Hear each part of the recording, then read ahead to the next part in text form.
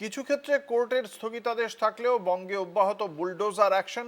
দুর্গাপুরে তৃণমূল কংগ্রেসের কার্যালয়ে চলল বুলডোজার।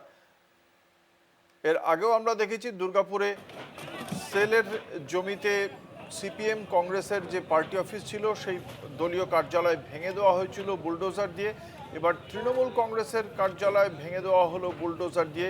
দুর্গাপুরে এই ঘটনা ঘটেছে। একই সঙ্গে বনগাঁতেও চলেছে প্রশাসনের বুলডোজার।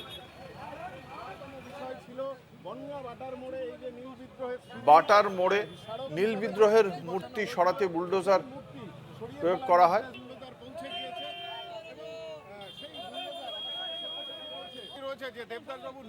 বঙ্গে অব্যাহত বুলডোজার অ্যাকশন। দুর্গাপুরে তৃণমূল কংগ্রেসের কার্যালয় যেমন ভেঙে দেওয়া হয়েছে, একই রকমভাবে উত্তর 24 পরগনার বনগাঁতেও নীল বিদ্রোহের মূর্তি ভেঙে দেওয়া হয় বুলডোজার দিয়ে।